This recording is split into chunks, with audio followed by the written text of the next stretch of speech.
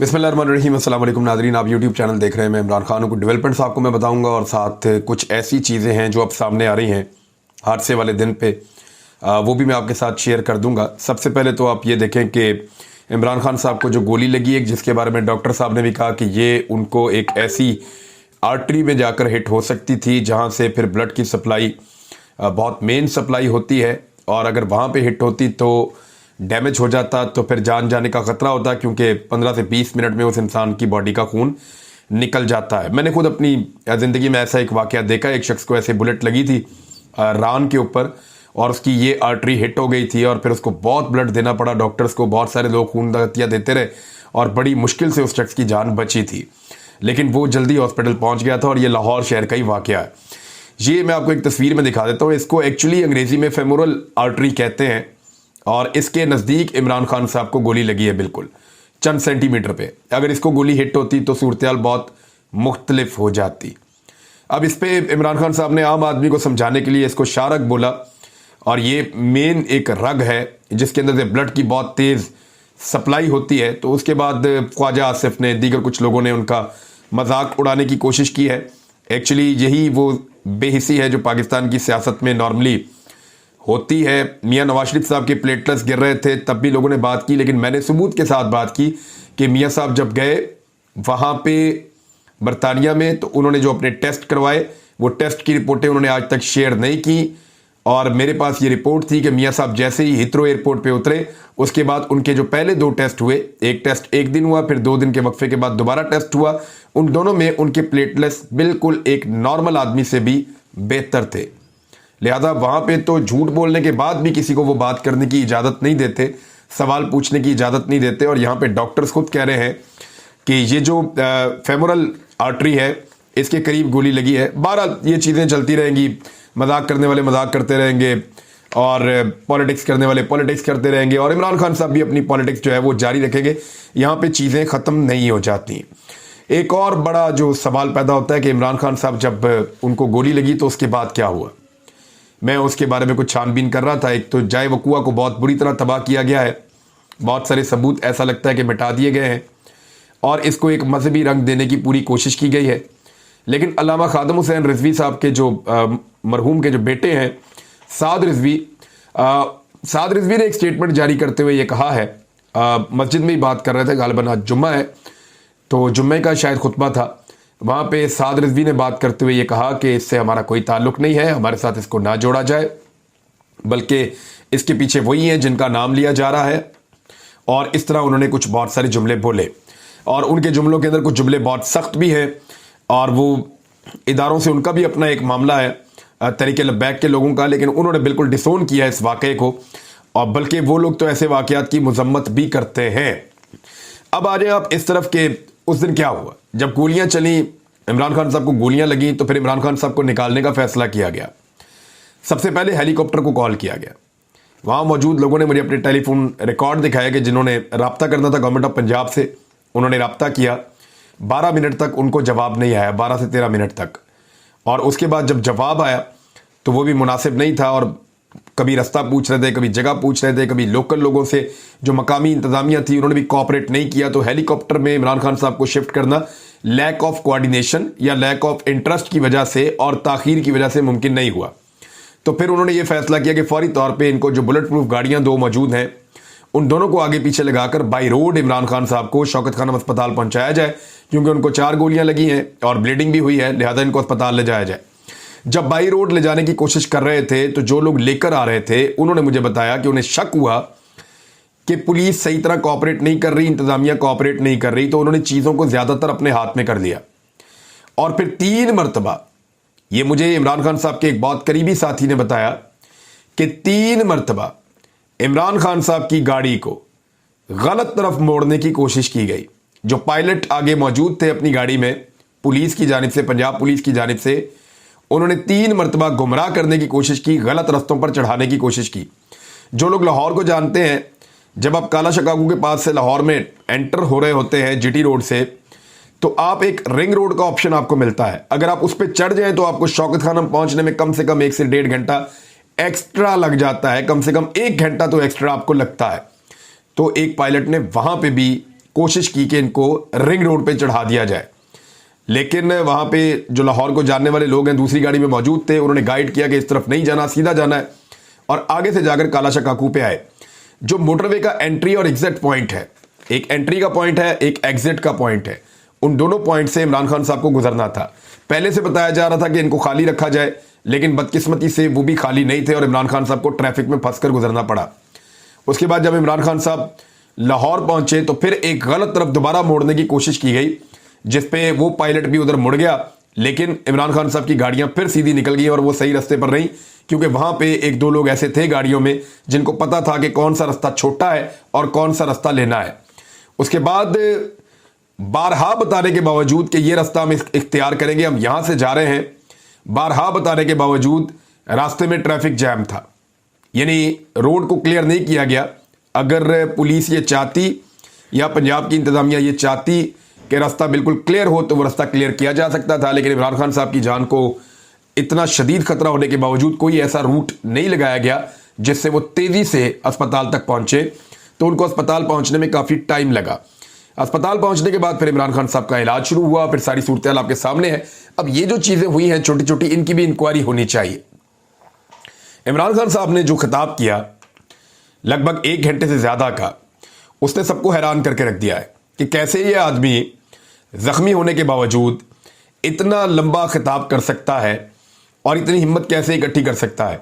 इमरान खान साहब ने पूरा बताया रिजीम चेंज ऑपरेशन का, और उसके बाद ये कहा कि अंदरूनी साजिश हुई। फिर उन्होंने कहा कि न्यूट्रल का कोई भी मतलब ले, इन्हें पता था साजिश हो रही थी, लेकिन रास्ता नहीं रोका।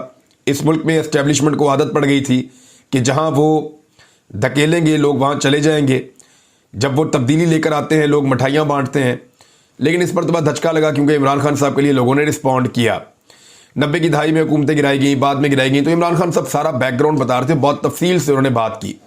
उन्होंने अरशद शरीफ शहीद के बारे में बात की, बाकी सहाफ़ियों के साथ जो जुल्म हुआ उसके बारे में बात की, उनकी अपनी पार्टी के साथ जो कुछ होता रहा उसके बारे में बात की। और फिर उन्होंने कहा कि 3 लोग हैं, इससे पहले जो वाक़या हुआ था और मुझे पता चला था कि 4 लोगों ने बंद कमरे में मुझे मारने की प्लानिंग की है, उनके लिए मैंने वीडियो भी रिकॉर्ड की है, तो वो 4 लोगों की वीडियो मौजूद है और वो 4 लोग हैं।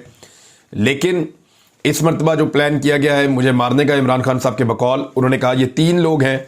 इसमें उन्होंने एक मेजर जनरल फैसल नसीर साहब का नाम लिया, एक उन्होंने शहबाज शरीफ साहब का नाम लिया, एक उन्होंने राणा सनाउल्लाह साहब का नाम लिया, और उन्होंने कहा इनके ऊपर FIR होनी चाहिए। लेकिन मेजर जनरल फैसल नसीर साहब जो है, इनके ऊपर एक इल्ज़ाम जो है वो लगाया हुआ है आदम सवाती साहब ने भी। उनका ये कहना है कि उनके साथ जो कुछ हुआ, वो भी 2 जो ऑफिसर्स जिनका वो नाम ले रहे हैं उनमें एक ये नाम भी ले रहे हैं कि उनके साथ जो कुछ हुआ मुबैना तौर पे उनके कपड़े उतारे गए। वो कहते हैं जी इसके अंदर भी इनका नाम वो लेते हैं, इल्ज़ाम लगाते हैं, मेजर जनरल पे भी लगाते हैं और एक ब्रिगेडियर पे भी लगाते हैं। अच्छा, इसके अलावा बहुत सारे और जो मुतनाज़ मामलात हैं उनके अंदर भी घसीटा जाता है, लेकिन ISPR की जानिब से इसकी तरदीद आई है और ISPR ने कहा है कि एब्सोल्युटली अनएक्सेप्टेबल, और इमरान खान साहब के एलिगेशंस जो हैं उन्होंने बेबुनियाद करार दिए हैं ISPR ने मेजर जनरल फैसल नसीर को लेकर। यानी अब वहाँ पे जो इदारा है उसने भी एक स्टैंड लिया है और उन्होंने कहा है कि ये बेबुनियाद इल्ज़ामात हैं और इन इल्ज़ामात के अंदर कोई हकीकत नहीं है और इनको नाकाबिले कबूल करार दिया है इदारे की जानिब से। जबकि इमरान खान साहब का अपना एक मौक़िफ़ है, उनकी पार्टी ने कहा है कि तब तक एहतजाज जारी रहेगा जब तक कि इमरान खान साहब के मुतालबात पूरे नहीं हो जाते। दूसरी जानिब FIR जो है, अभी जब मैं वीडियो रिकॉर्ड कर रहा हूँ तब तक नहीं हुई है। देखना यह है कि पंजाब हुकूमत ये FIR कर पाएगी या नहीं कर पाएगी, क्योंकि पुलिस के लिए बहुत मुश्किल होगा कि एक सेटिंग जनरल के ऊपर जो है वो एक FIR दे दें और साथ में वज़ीर आज़म पाकिस्तान के ऊपर भी FIR दे दें और वज़ीर दाखिला के ऊपर भी FIR दे दें। तो इमरान खान साहब फिर ये FIR क्या इसको तब्दील किया जाएगा, इसका मतन कोई और किया जाएगा, ये सारी सवालों का जवाब हमारे पास मौजूद नहीं है। लेकिन इमरान खान साहब ने जनरल बाजवा साहब को मुखातिब करते हुए आज एक बात की है और उन्होंने कही है कि जागिए, और जनरल बाजवा साहब को उन्होंने कहा कि इन चीज़ों को आप देखें, अगर आपके इदारे के अंदर कोई चीज़ है और आप उसका एहतसाब करते हैं या उन चीज़ों को ठीक करते हैं तो इससे इदारा ऊपर जाएगा। इस किस्म की बातें इमरान खान साहब ने की हैं और वो जनरल बाजवा को भी उन्होंने मुखातिब किया। उन्होंने पाकिस्तान की एस्टेब्लिशमेंट पे तनकीद भी की और फ़ौज के बारे में उन्होंने कहा कि हमारी तनकीद का मतलब फ़ौज को बदनाम करना नहीं है, तामीरी तनकीद है, हमने चोरों के साथ नहीं चलना। कौम बार बार कह रही है 3 अफराद के इस्तीफ़े तक कारकुन मुल्क भर में एहतजाज करें, इनसे इस्तीफ़े दिलवाएं और मुकम्मल तफ्तीश करवाएं। कभी अमेरिका यूरोप में सुना है कि किसी को नंगा करके मारा जाए? क्या एजेंसीज का काम यह है जब तक 3 लोग मुस्ताफी नहीं होंगे तब तक एहतजाज होता रहेगा? अल्लाह ने मुझे नई जिंदगी दी है, अवाम तैयार रहे, जैसे ही ठीक हुआ इस्लामाबाद की कॉल दूंगा। अब इमरान खान साहब की इस्लामाबाद की कॉल तो कुछ देर के लिए रुक गई है, ये तो एक खबर है और इस खबर से पाकिस्तान ने आगे चलना है। देखिए, एक डेवलपमेंट चल रही थी, इमरान खान साहब इस्लामाबाद की तरफ बढ़ते चले जा रहे थे। मैंने आपसे कहा था कि थोड़े दिन पहले तक बहुत सारे लोग चाहते थे कि इमरान खान साहब एक लॉन्ग मार्च करें और लॉन्ग मार्च के नतीजे में कुछ हालात पैदा हों और उन हालात से फ़ायदा उठाया जा सके। लेकिन इमरान खान साहब ने उस वक्त लॉन्ग मार्च नहीं किया था। इमरान खान साहब ने बहुत सारा टाइम लिया और फिर एक ऐसा लॉन्ग मार्च शुरू किया जिसको वो जितना चाहे लंबा कर सकते हैं। वो एक ऐसे लॉन्ग मार्च को शुरू कर चुके थे जिसको वो लंबा करते चले जा रहे थे। 11 तारीख तक तो लंबा उन्होंने कर ही लिया था और बहुत मुमकिन है कि वो 15-18 तारीख तक इस लॉन्ग मार्च को ले जाते, लेकिन उससे पहले ही गोली चल गई। लेकिन गोली चलाने वाले या उसके पीछे अगर कोई सहूलतकार भी थे या कोई एक गैंग था या ग्रुप था या कोई भी पीछे इसके था, वो अपना टारगेट अचीव नहीं कर सका। इमरान खान साहब जो है वो अल्लाह ताला की मदद से बच गए और उनके बचने के बाद अब सिनेरियो ऐसा है कि इमरान खान साहब पहुंच गए अस्पताल में। डॉक्टर ने उनको उठने से मना कर दिया है, ट्रैवल करने से मना कर दिया है। इमरान खान साहब ऐसा लगता है कि 2 हफ्ते तक तो किसी लॉन्ग मार्च में नहीं जा सकेंगे, हो सकता है 20 दिन तक उनको रेस्ट करना पड़े। उनकी एज ज़्यादा है, बेशक वो बहुत फिट है, फिजिकली अपने आप को मेंटेन रखते हैं, लेकिन इसके बावजूद इस एज के अंदर डॉक्टर्स रिस्क नहीं लेंगे। तो लॉन्ग मार्च फिलहाल रुक गया है। इमरान खान साहब के पास उनका लॉन्ग मार्च का जो एक हथियार है पॉलिटिकल, वो अभी भी मौजूद है और अब ये उनके ऊपर है कि वो कब उसको दोबारा शुरू करते हैं। तो ये एक जो सिचुएशन मुल्क में क्रिएट हुई थी जिसके अंदर नेगोशिएशन करना बहुत मुश्किल था, आपस में बातचीत के दरवाजे बंद हो चुके थे, मेरे ख्याल में इस मौके से फ़ायदा उठाया जा सकता है। आज कुछ मुज़ाकरात मुबैना तौर पे हुए हैं लाहौर में और उनमें जो मेरी इतला है उसके मुताबिक परवेज़ इलाही साहब ने कुछ लोगों से बातचीत की है गालिबन और मुज़ाकरात किए हैं और कुछ बर्फ़ पिघालने की कोशिश की है कि भी पाकिस्तान में मज़ीद तबाही की तरफ मुल्क को ना ले जाया जाए। एक आदमी जान देने तक के लिए तैयार हो गया है, गोली भी चल चुकी है। इन सारी चीज़ों को अगर ख़त्म करना है तो फिर पाकिस्तान को ग्रेजुअली इलेक्शन की तरफ ले जाएं ताकि अवाम जो है उसको भी एक सुकून मिले और लोगों को लगे कि ये मुल्क जो है वो उनका भी है और वो अपने वोट के ज़रिए से फैसला कर सकते हैं। क्योंकि इस वक्त जो लोगों में बेचैनी है वो इसलिए है कि उनको लगता है कि उन्होंने ये हुकूमत नहीं बनाई, ये हुकूमत ज़बरदस्ती आकर बैठ गई है और ज़बरदस्ती आकर मुसल्लत हो गई है। इनमें से किसी भी पॉलिटिकल पार्टी को लोग पसंद नहीं करते। हर पॉलिटिकल पार्टी को थोड़े थोड़े वोट मिले हुए हैं और उन सब ने मिलकर मुख्तलिफ इमरान खान साहब के इत्तेहादियों को साथ में लाकर और उनकी पार्टी के लोगों को उनसे तोड़कर अब ये एक हुकूमत बनाई हुई है और इस हुकूमत को लोग एक्सेप्ट नहीं कर रहे ज़हनी तौर पे। और जब लोगों में और हुकूमत में एक दरार पैदा हो जाए और लोगों की अक्सरियत हुकूमत के खिलाफ हो जाए तो फिर मुल्क चलना, उसको गवर्न करना ज़रा मुश्किल हो जाता है। तो ये तमाम फरीकैन के लिए, तमाम स्टेक होल्डर्स के लिए एक मौका भी है कि इमरान खान साहब ज़ख्मी हैं, यहाँ वो हमदर्दी कर सकते हैं, लेकिन ज़्यादातर जो स्टेटमेंट आ रहे हैं वो बड़े सख्त आ रहे हैं, बड़े गुस्से वाले आ रहे हैं और गुस्सा दिलाने वाले या इश्तियाल अंगेज स्टेटमेंट्स आ रहे हैं पॉलिटिकल पार्टीज़ की जानिब से और दीगर स्टेक होल्डर्स की जानिब से।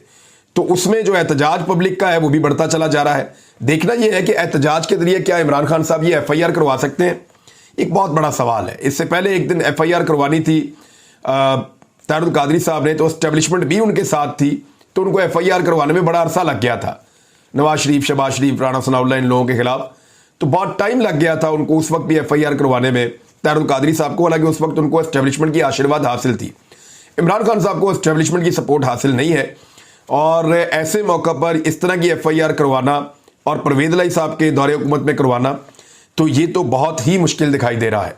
उधर मुराद सईद साहब ने कुछ और इंकशाफात किए। उन्होंने दावा किया कि अरशद शरीफ कत्ल केस के सबूत मैंने 3 मुख्तलिफ मकामात पर रखे हैं, अगर मुझे कुछ हुआ तो ये सबूत सामने आ जाएंगे और अगर ये एक कमीशन बनता है और मुझे वो कमीशन बुलाता है तो मैं इन तमाम सबूतों को लेकर उनके सामने रखूंगा कमीशन के।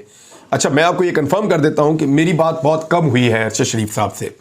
बहुत सारे लोग आजकल आपको ये कह रहे होंगे कि आप सुन भी रहे होंगे कि मेरी ये बात हुई, मेरी वो बात हुई। इनमें से 90% लोग झूठ बोल रहे हैं। झूठ नहीं बोलना चाहिए, बात बिल्कुल सच्ची और साफ बात करनी चाहिए। मेरी बहुत कम बात हुई अरशद शरीफ साहब से जब वो पाकिस्तान से गए, गालिबन 3 मरतबा टोटल। गालिबन मुझे ऐसा लगता है 3 मरतबा टोटल मेरी बात हुई है, 2-3 मरतबा मेरी टीम की बात हुई है, क्योंकि वो मेरी टीम के एक मेंबर से राब्ते में रहते थे। 1-2 दफ़ा ऐसे वाक़यात हुए कि उन्होंने मेरी खैरियत पूछी तो वहाँ पे उनकी कन्वर्सेशन हुई, और एक आध दफ़ा कोई और मेरे दोस्त हैं उनसे बात हुई है। तो इसी तरह वो हमारे अपने लोगों से इतना ही रब्ता रहा अरशद शरीफ साहब का। और कोई ऐसी खास बहुत बड़ी बात नहीं है जो मैं आपके साथ शेयर करूं, छोटी छोटी याददाश्तें हैं, कभी मैं इंशाल्लाह शेयर करूंगा। लेकिन वो जो चीज़ें सब बता रहे थे ना जिन लोगों को, उनमें से एक मुराद सईद भी है। मुराद सईद के साथ अरशद शरीफ साहब का रोज़ाना कम से कम एक राब्ता ज़रूर होता था, बाज़ों का 2 राब्ते भी होते थे। और जिस वक्त अरशद शरीफ साहब को निकाला जा रहा था यूएई से, तो मुराद सईद साहब और 2-3 और लोग हैं जो कंटिन्यूसली राब्ते में थे और वो बाकायदा सुन रहे थे। उनको पता था कि अरशद शरीफ को क्या कहा जा रहा है, किन अल्फाज में कहा जा रहा है, और उनको किस तरह ज़बरदस्ती यूएई से निकाला जा रहा है। ये सारी चीज़ें जो हैं वो कह रहे हैं मेरे पास सबूत मौजूद है मुराद सईद के पास, और मैं ये सबूत पेश करूंगा जिस वक्त इसकी इंक्वायरी होगी और किसी कमीशन में इस मामले को लाया जाएगा। तो अभी तक के लिए ये चीज़ें थी, मैंने आपके साथ शेयर कर ली हैं। अगली डेवलपमेंट्स भी आपको बताएंगे। अब तक के लिए इतने, अपना ख्याल रखिएगा, अपने चैनल का भी। अल्लाह हाफ़िज़।